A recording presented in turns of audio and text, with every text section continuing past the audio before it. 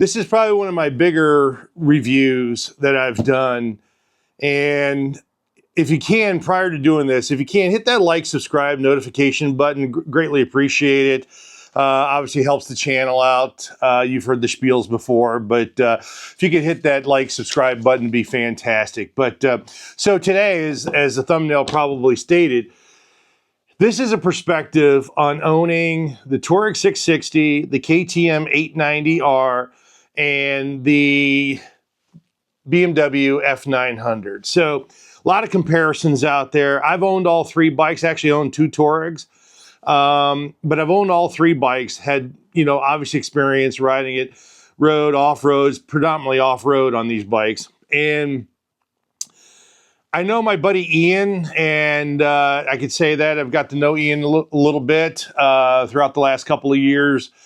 He's absolutely fantastic, does in-depth, thorough stuff. So I'm going to try to give this my best shot from my perspective as an owner of all three bikes, who's owned, paid for them, you know, gotten rid of them for whatever reasons, and you know, go through that piece. So I'll use the glasses because this is life's journey at 50. So for those that know, no. So what I am going to do, I got my notes here. I'm going to talk about suspension. Go talk about tech, and also the ease of use of the tech. I think that's important. I think, you know, we say a lot of bikes have tech, but is it the ease of use of using the tech on the bike? Comfort, wind protection. We're going to talk about bike picking it up, just kind of the nuances of that, because I do ride it off-road, and if you've seen my videos, again, you've seen me drop the bikes. Support and reliability, a perspective on that. Gas tank, which I think is important. Weight, and then overall value of the bikes, and kind of just my perspective on all these. So, and then I'll have a chart, and I'll put that all in, you know, you'll see it inside the video here. So let's get started here. I'm going to talk about just the engine sizes, right? I mean, because we are talking a little bit different bike when you talk about the Tuareg, the 660. So the Tuareg delivers 80 horsepower, you know, power on a 660, and then it's a 70 Newton meter torque. On the KTM 890, it's a 889 with 105 horsepower and 100 Newton meters of torque. And then the F900 GS, this is the Enduro with the premium package. It has 895 cc, and then it's 105 horsepower, same as the KTM, but it only has 69 Newton meters of torque. So that kind of gives you the three bikes there. So horsepower, KTM, F900. Tuareg obviously lacks just because it's a 660, but I would say on those engines, all three of them are fantastic. The KTM obviously will rip it, you know, grip it and rip it. The F900, there is no doubt about it. It gets up and goes and gets after it as well. And the Tuareg does a nice job for its size engine. So, all right, that's the engine side. So let's get into suspension. So on the suspension front, I actually, so the Tuareg has a 43 millimeter Kayaba front and rear, and I'm probably saying that wrong, so somebody will probably correct me, but Kayaba front and rear, fully adjustable on both. On my previous videos, I think I said one was not adjustable, but they're both fully adjustable. The KTM's 48 millimeter, and it is the WP front, rear, full, front, rear, and full, fully adjustable. So those are great. And then you have the F900 here. It's 43 millimeter, but it's a Showa suspension, front and back, and again, fully adjustable. So all three suspensions are really, really good. I mean, it's hard for me to pick a winner in here, to be honest. The KTM probably a little bit more than the F900. I would say it's 1A. The Tuareg would be the third one. You know, obviously after those two, the Tuareg would be the third one. I feel like the front end of the Tuareg can compress, you know, and hit pretty hard sometimes, depending on how rough you're riding off-road. Now, if you're riding a normal and you're a normal rider, it's going to be just as good. You've seen people riding it on the internet, so you know you've seen the capabilities of it. Heck, you've seen me ride it. But I would say the KTM might be a slight better out the box suspension wise, but I would say that, and these are stock suspensions, so I would say that that's great. Now, I will say that I did have the front forks on the F900 changed, and they're still Showa suspension, but a little bit heavy duty spring than what came on the front. And I never changed the KTM and never had an issue with that one. So that's the reason why I'd say 1A on the suspension. Now, tech-wise, now I am not, I'll show a little bit of the video kind of going into the tech screen and all that stuff, but what I would say on the tech is if you want everything on the tech, and I mean, you know, and obviously KTM, and I'll talk about the value proposition, but you got to access all the stuff on KTM when you buy that bike. So you've got to, you know, buy the extras for the extra riding modes and stuff. But based off of riding modes and just the availability of like 1 through, I think it's 1 through 7, 1 through 8, I forget. But you could dial it up on slippage, all that stuff, and you can really get in there and toy with a lot of throttle control, all that stuff. The Aprilia, not so much on the throttle control, but you can control slippage. It's 1 through 4 on that. And then on the F900, you've got Enduro Pro. You can handle the ABS, obviously on and off, just like you can the other bikes. You can do the throttle response if you want light, medium, immediate throttle response. So there are capabilities there, but the F900 doesn't give you the multiple, degrees of like the KTM or even the Tuareg on slippage and stuff like that, and being able to dial it in a little bit deeper if you want. Now, ease of use and just getting into it and setting things up, the F900 wins on ease of use. On the F900, you can go through rain mode, road mode, you can go to Dynamic Pro, you can hit Enduro Pro, and you can kind of control it just pretty much easy with buttons and go from road to off-road and, take care of the ABS and stuff on the fly. Now, on the Tuareg, you can do the same thing. You got the switch button, which is great because you can get through the different modes and you can have them preset and all that other stuff. But if you wanted to get in and dial up different things, you kind of, you got to go through there and play with the shifter on the left side. And the same thing with the KTM. And obviously, when you have more availability for changes, it makes it not hard to use, it just makes it cumbersome to use on the fly. So when I say ease of use, and again, you can have things preset, all that stuff, but ease of use, I would say the BMW is much easier to use, the TFT, as you get into it. I think the KTM and Tuareg are kind of the same, except for you got to go through a lot more on to me, you had to go through a lot more on the KTM. Comfort, I would say this I shouldn't say by far, but the F900 has been the most comfortable out of all 3 bikes. Now I'm talking about seating, position, all that stuff. I think the F900 is kind of a sweet spot. The Tuareg's really nice, but the Tuareg, you felt like you sat down into it. So if you've ever ridden an Africa Twin, I always felt like in the Africa Twin when I rode it kind of swayed a little bit, and you sat in the bike a little bit, not necessarily on top. And that's where I feel like the F900 was a kind of a go between. The 890, unless you change seats out, to me is hard. People will say, no, I've never had a problem riding it, long distances, it's comfortable, blah, blah, blah. I get it. And that's great. I'm happy for it. But to me, between all 3 of the bikes, it's the F900, then the Tuareg, and then the KTM as far as comfort, as far as seat, positioning, kind of just ergonomic type of thing. That really, to me, is the key on that one, is that I feel like this one has a better seat, more comfortable. I guess the ergonomics of it just kind of sit right in between those 3 bikes. Let's get into wind protection, because I think that's a little bit different of a subject. On wind protection, I kind of gave the Tuareg a little bit better because of the windscreen. The windscreen on the Tuareg does block more wind. It's a little bit wider, a little bit taller, so you don't have all the buffeting and stuff like that. So I feel like that's a little bit. Now, and it didn't win by much in my opinion. Now, again, when you're riding, the wind to me is the biggest key factor, right?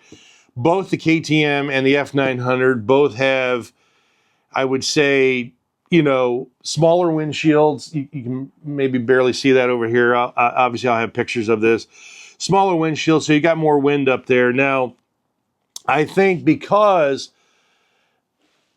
this tank size up here is a little bit wider than the KTM, because the KTM difference, obviously, is the weight distribution is down low, so it's fared out a little bit on the bottom of the KTM, whereas this has a little bit more up top. So this blocks a little bit more wind from your body and your legs, versus the KTM kind of has that short windshield and then it's a little bit lower. So you do save a little bit on your lower part of your legs, but then you get more in the midsection and stuff like that of wind coming in on the KTM. So you do a little bit on the Aprilia just because it's thinner than both. They don't have kind of that poked out area, but I think if you're going to look at the wind protection, you're going to look at that screen first and kind of what kind of buffeting you get.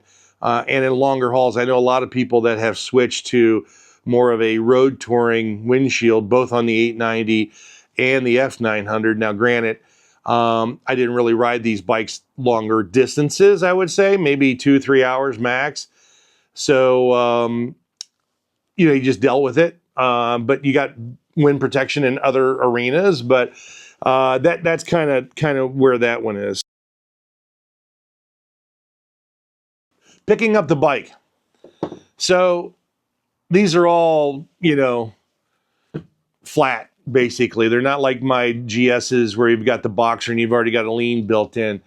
What I will say to me on the pickup factor is I think the KTM 890 is easier to pick up. Now, because of the way they built that tank and the way they distributed the weight on that bike, they made the gas tanks and everything lower. And so it almost creates kind of the boxer feeling on a GS, where you've got that little bit of a angle, depending on how you know, where you drop it or whatever, but it's got a little bit of an angle, gives you a little bit extra leverage to lift it. So I would say if you're picking up all three of the bikes and you're on the trails and you're out riding, the 890 is going to be a little bit easier to pick up. Now, number two, I would say would probably be this one.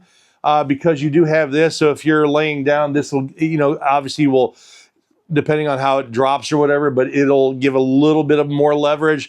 The Aprilia is flat as a pancake, unless you got bags on and stuff like that. So if you're going to pick your bike up and you're on the trail, and what's the easier one to do, then I would say that the KTM 890 is easier to pick up on the trail, and then followed by the F900, and then the Tuareg. And trust me, something I definitely know about. The gas tank size. Now here is, to me, important. And everybody has gas anxiety. And now I've got, you know, a good friend of mine, you might know, Tom Asher, 2016 GS Trophy guy, did Colorado BDR, did the F900 with it. The F900 only has a 3.8 gallon tank versus the Tuareg has a 4 point, so you get another gallon with the Tuareg. And then on the KTM, you actually get 1.5 more gallons of gas at 5.3 gallons. That makes a difference, folks, especially when, to me, riding, especially if you're out west, the KTM gives you a little bit more or less gas anxiety, whereas the F900, as I was saying with Tom Asher, is that we did a Colorado BDR 2 years ago, and he had, you know, took 2 little 1 liters or whatever, and he used them occasionally or whatever, and it gets good gas mileage off the highway, off road, and all that stuff. Still, 3.8 gallons, I think, for the cost of this machine, who it is, BMW, all that other stuff, I think they could have at least went to, you know, 4.5, 4.2, 4.3 gallons and give you that full, at least 4 gallon or more thing. So again, obviously, if you're looking at gas anxiety, KTM 890, then the Tuareg, and then the F900. I'm always surprised at this one because I think the weight is obviously an important factor when you're riding, especially if you're riding off-road. KTM 890, it's 441 pounds wet.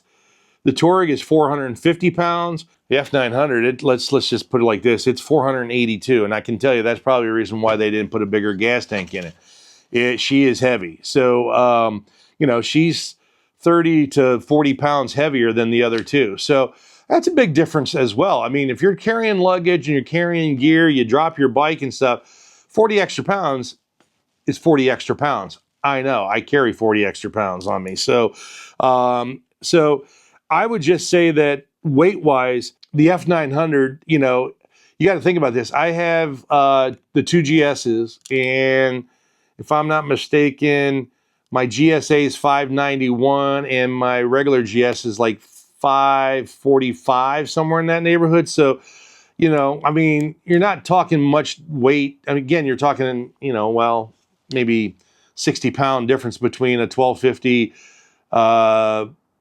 GS and, you know, standard GS versus the F900. So, although it's a little bit lighter weight, but it's heavier inside this mid-weight category.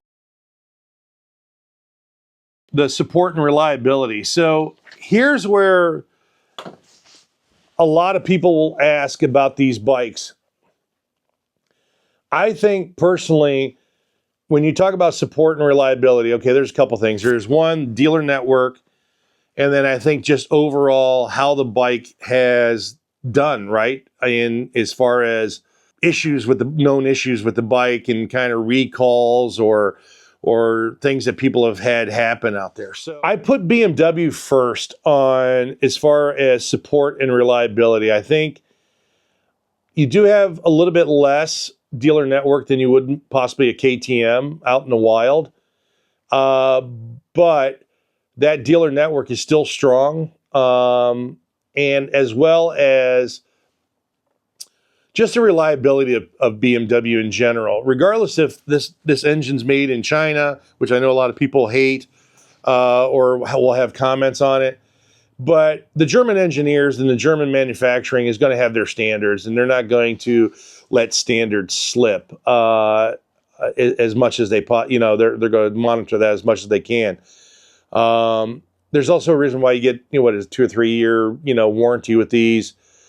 And so BMW, the reliability factor, and I've had my two GSs, really have never had any issues other than what I've done to them. They've been rock solid so far. This F900 has been pretty good. I did have a fork seal issue, and that was because some dirt got jammed up in there and couldn't get it fixed. Outside of that, it's ran beautifully. So KTM I would put second just because of the dealer network. Now, everybody's going to say the 890, the camshaft issue, blah, blah, blah. I never had an issue with it. Now, granted, I didn't own it. Like, I didn't put 10, 15, 20,000 miles on it. But what I will say is I never had an issue. I know some people that have had them and they have no issues at all. And then some people do have some issues with the camshaft. So, but KTM has come back and said they will replace it and take care of the issues if there are some. So you have the reliability of the company. Yes, I know that there's been struggles with KTM over the last 2 years. They seem to kind of be weeding themselves out and getting themselves righted on the right ship. But, you know, the industry for the most part is not going to let that company go down. And the company has said that they're going to stand by the 890 platform for those that have the bikes. So I say that's number two. And I really think the reason why Tuareg and the Aprilia is because Aprilia doesn't have as many dealerships. And, you know, the availability of getting parts for the Aprilia. Now, there's a lot of secondary parts on the marketplace.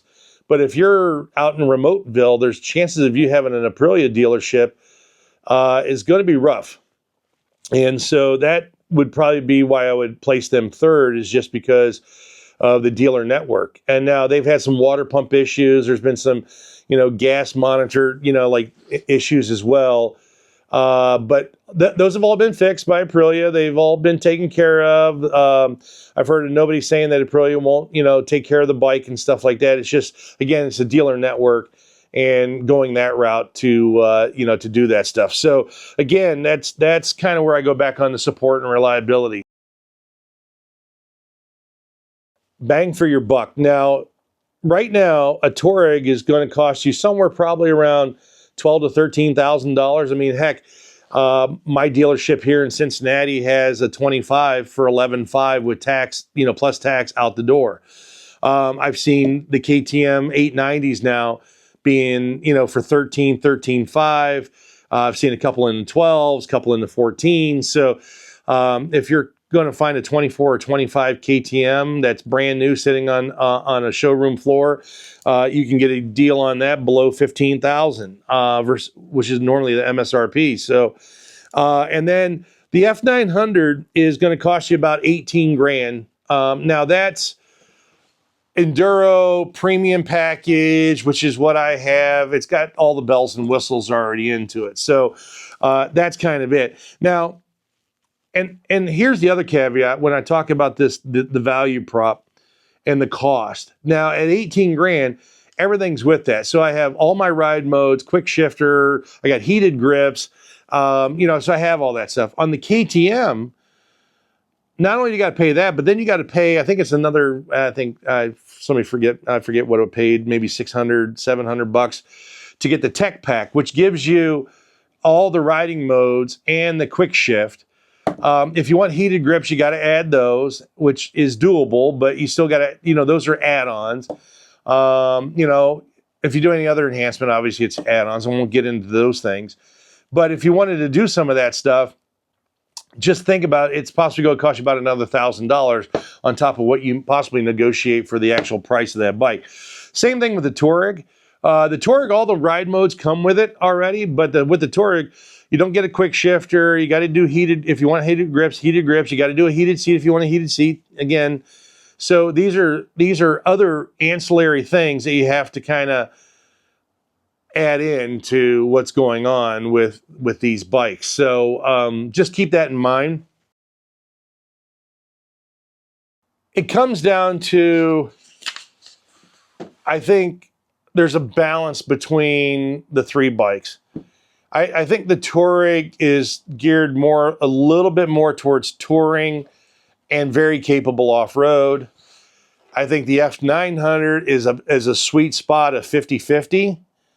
And then I think the KTM is a little bit more off-road than on-road, for touring. Now, so that depends on your style of riding and what you want to do with the bike.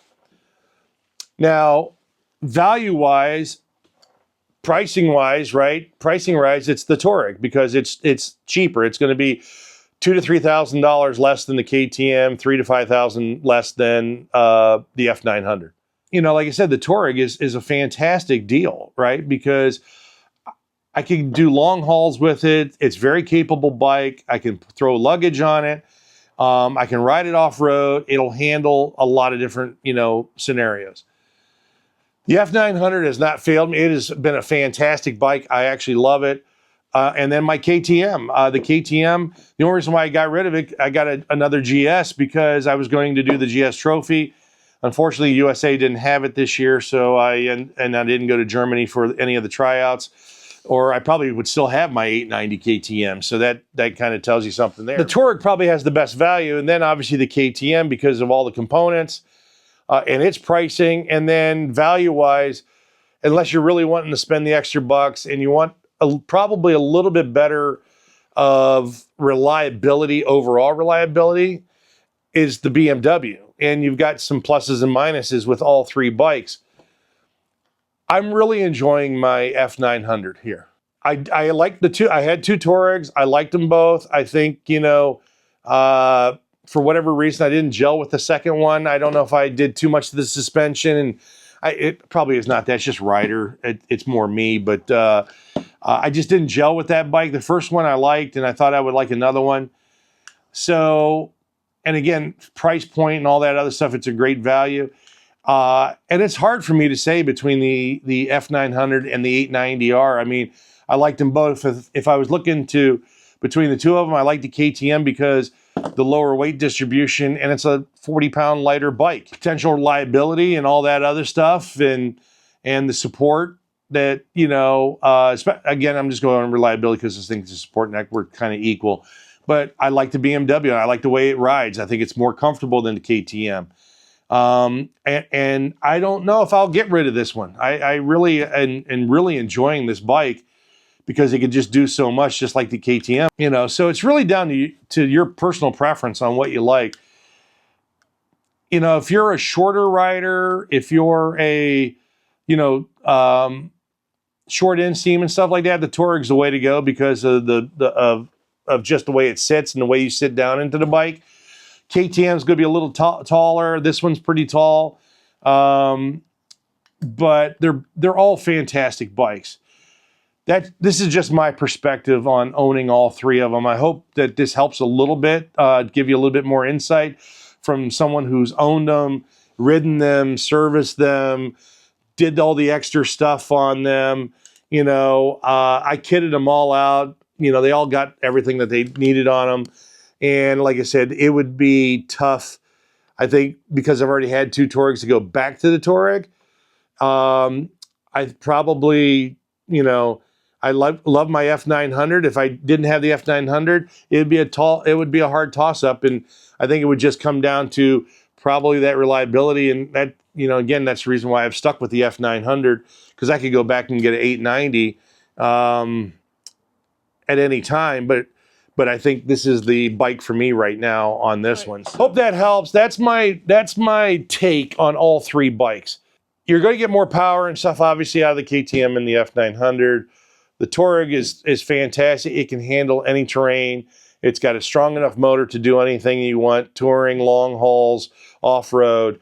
It just really comes down to what you like, you know, aesthetics, reliability, and I would just tell you, ride the bikes, because that's the only way you truly know is going out and ride the bikes. Just like my second Tuareg, it didn't work for me, and so I moved off of it. And sometimes you just fall in love with the bike, and that's the bike you ride, because again, there's no unicorn bike, folks. Again, this is my perspective, so hopefully it helps. Again, please hit that like, subscribe, notification button. It really means a lot to me. Thanks for stopping by, and leave your comments below. I like to read the comments. I like to interact because I think it's important to hear what your guys' thoughts are as well, and maybe gives me a different perspective on some of these bikes and maybe something I missed, okay? All right, everybody. Thanks a lot. Take care and have a good one. Bye-bye.